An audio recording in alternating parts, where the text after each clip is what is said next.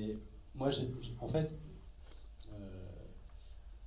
j'aime bien utiliser des ressorts un petit peu mélancoliques dans la musique, mais avec aussi de l'espoir dedans. Et le mélange des deux, souvent, je trouve que ça fait bouger plein de choses. C'est Quoi. aussi ce qu'on ressent de ce film, c'est qu'il y a beaucoup d'émotions, mais on tombe jamais dans le mélo. On est toujours sur ce fil qui fait qu'il y a des moments où effectivement on est super ému, que la scène suivante on va rire. Vous avez fait attention à ça, à pas faire un film qui soit larmoyant, pleurnichard, où tout le monde sorte avec un Kleenex, parce que tout le monde est ému, mais je trouve que ça reste vraiment voilà, très, très ténu. Ouais. Je sais pas si j'ai fait attention à ça. Il y a un truc comme ça aussi un peu dans ma famille où voilà, on aime bien aussi faire le couillon. Et donc peut-être qu'il y a une manière comme ça de... Voilà. Ouais. Je pense que c'est... je le fais... Évidemment, dans Les Profs, c'est pas du tout le même travail, mais je crois que dans mon premier film aussi, il y avait ça. Et voilà, Vous la connaissiez, la musique indienne, Pascal Languin, ou vous avez exploré justement les instruments pour ce film? En fait, j'aurais été incapable de faire de la musique traditionnelle, parce que c'est une musique très particulière, avec une écriture très différente de ce que je sais faire. Donc en fait, non, c'est juste un emprunt à certains instruments, dans les percussions et dans cette flûte. Mais après, le reste, finalement, est une musique très occidentale. Et en fait, avec des mélopées quand même. Oui, mais c'est la flûte qui a ce côté-là, mais ce qui est en dessous reste quand même très ancré dans notre culture. Et justement, je crois que c'était la demande, c'était de faire un petit peu un pont entre les deux. C'est-à-dire qu'on est à la fois son histoire à lui, mais aussi sa nouvelle histoire qui se poursuit en France. Et donc il fallait qu'il y ait un peu les deux. Ouais. Est-ce qu'on continue à vous faire passer le micro? Tout le monde est au premier rang, pour que c'est bien, ça va m'éviter de courir trop. Je voudrais juste, je dis juste aussi un petit truc, parce que il y a aussi mon fils qui est là-bas, Mathieu, qui a joué de la guitare sur le film, et voilà. Salut. Oui.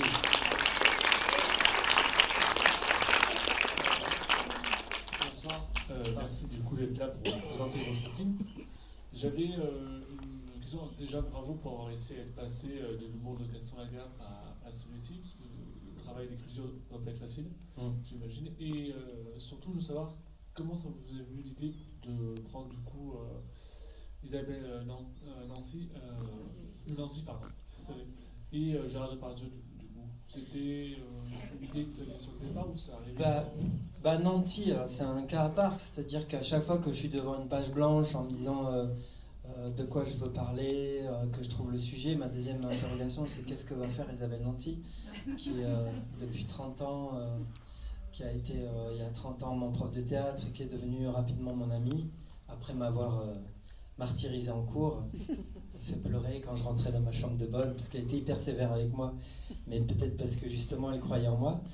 Et donc Nanty c'est comme ça, à chaque fois j'essaye, et là donc on lui a écrit ce rôle qui est un mélange de plusieurs personnes qu'a rencontré Fahim, c'est-à-dire par exemple la directrice du club qui n'a pas un grand intérêt si on écrit que ça, mais comme je l'ai mixé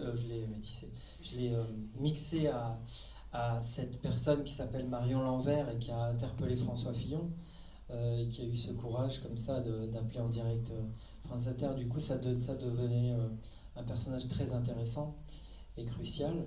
Et puis Depardieu, Depardieu pour moi c'est le plus grand, quoi. Donc mes collègues, je me rappelle à l'école Florence, c'était toujours Pacino, Al Pacino, tous les acteurs c'est Al Pacino, enfin en tout cas les vieux comme moi. Et puis moi ça a toujours été Depardieu, même quand il y a des films qu'on aime moins ou qui dit des conneries, et moi j'oublie pas tout ce qu'il a fait, quoi. Mais quand on propose un rôle à Depardieu, on se dit qu'il y a une chance sur 1000 pour qu'il dise oui. Sur 1000, peut-être pas, parce que moi je suis rêveur, moi. Moi je suis rêveur, donc je m'imagine toujours que ça va bien se passer pour moi. Mais quand on propose à Depardieu, c'est aussi qu'on a rencontré le vrai, quoi. Donc moi j'ai eu la chance de rencontrer Xavier Parmentier, tout de suite, dès le début de l'écriture, je l'ai vu sur le terrain, voilà, qui était malheureusement. Et je me suis dit, mais au début je cherchais quelqu'un de 45-50 ans, et puis quand j'ai vu Parmentier, je me suis dit, mais c'est Depardieu, quoi. Et s'il me dit non, je serais bien emmerdé parce que je ne vois pas du tout. Mais Depardieu, j'y croyais parce que j'ai lu ses livres, je l'ai croisé sur eux, et je me suis dit, mais c'est pas possible que. On n'est pas très loin d'ici, petite parenthèse. Oui, hein, ça m'a fait quelque chose, ça m'a fait quelque chose de repasser par là. Et donc Depardieu, le connaissant, ça pouvait que le toucher, quoi, cette histoire. Donc bon, après j'étais un peu rêveur parce que effectivement, il avait peut-être autre chose à faire, mais il l'a fait. Voilà. Ouais. Madame, allez-y, bonsoir. Oui, bonsoir. Écoutez, merci d'avoir bravé les bouchons pour venir nous... Ah oui, tout le monde est au courant alors, d'accord. 5h30 pour venir de Marseille, voilà. Ouais. Ouais. Et c'est-à-dire, non mais 5h30, dont 4h à l'arrêt. Donc quand vous êtes 4 heures devant Arles, vous vous dites que vous ne viendrez jamais à Montpellier en fait, quoi. Et puis on ne savait pas. Je me suis dit, mais on ne viendra jamais. Bon, enfin, on est là. N'en parlons plus. À propos de la musique, quand vous avez demandé si elle était bien, je me suis dit, mince, c'est vrai. En fait, on la capte pas réellement, mais elle se fond dans le film et dans l'ambiance parfaitement, en fait. Ah ben, ça, c'est un compliment. On a toujours ce petit rappel, effectivement, du Bangladesh, mais elle n'est pas marquante, elle n'est pas agaçante, elle se fond dans le film. Donc voilà, c'est ce que je veux dire pour la musique. Et en fait, au départ, je voulais demander l'acteur que vous avez donc trouvé.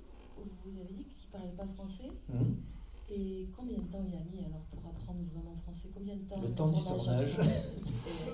Oui, il est au casting pas un mot. D'ailleurs, au début, je croyais qu'il parlait français parce que quand je lui parlais, il faisait comme ça. Et c'est parce qu'il était très fier, il n'osait pas dire non. Et donc il y avait une traductrice évidemment qui a été là tout du long. Et c'est vrai que la traductrice, plus les semaines passaient, et je me souviens un jour elle est arrivée en retard parce qu'elle avait des études, la pauvre, elle faisait des, je sais plus comment on appelle ça, les examens qu'il y a en fac. Là. Les partiels. Merci. Je suis pas allé en fac donc ça reste un peu tôt pour moi. Et voilà, et elle était arrivée en retard et je me suis aperçu qu'en fait on communiquait très bien tous les deux. Bon, après c'est vrai que c'est que les acteurs commencent à comprendre dans mon regard ce que je veux. Mais le petit a appris plus rapidement que la normale grâce au tournage, mais il avait une maîtresse sur le tournage. Dès que j'avais pas besoin de lui, il filait soit s'amuser pour s'aérer, soit prendre des cours, pour pas perdre du temps sur l'école.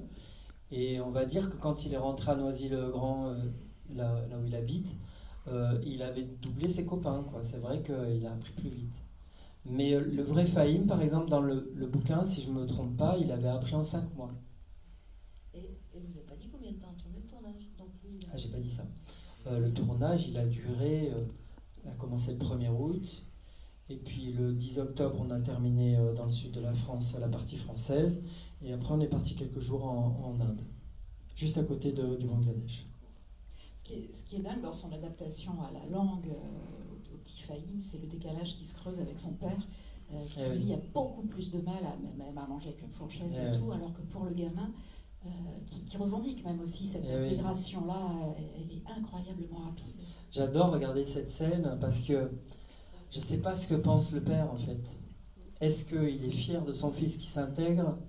Est-ce qu'il est triste de lui pas arriver à s'intégrer? Et moi, je me suis dit, mais pourquoi j'apporterais des réponses à tout ça? Donc je ne l'ai pas trop aiguillé en fait. Je ne me souviens pas bien de ce que j'ai dit à Mizanour, qui joue le papa, mais j'aime bien ce mystère comme ça, où il le voit, et puis c'est dans le livre aussi. Ça, il reste une dignité incroyable. Oui, Noura, si un jour vous le rencontrez, c'est assez impressionnant, le vrai Noura. Mais c'est pareil, quand il est venu voir le film, Noura, c'est très difficile pour un Bangladais, c'est pas de l'italien. Un Italien qui apprend le français, j'imagine c'est pas trop compliqué, mais Bangladais... imaginons l'inverse. Ouais, voilà. Oui, voilà, par exemple. Alors, on a parlé de l'apprentissage du français. Est-ce qu'il jouait aux échecs, le petit Assad, déjà? Non, du tout. Le petit Assad, pas du tout, jamais de sa vie. Mais pourtant, au Bangladesh, on y joue, mais pas lui. En revanche, il a pris des cours intensifs dès lors que je l'ai choisi. Et alors, il a vraiment une nature qui est quasiment la même que ce que vous avez vu. C'est-à-dire que c'est quelqu'un d'assez fier et c'est un combattant, quoi. Donc, au bout de 10 jours, notre prof d'échecs lui a proposé de venir voir comment se passait un tournoi. Et il a refusé, il a dit si je viens, je joue. Et ce qui est étonnant de la part de ce gamin qui impose sa loi comme ça. Et j'étais pas là, il a même pas fait ça pour frimer devant moi.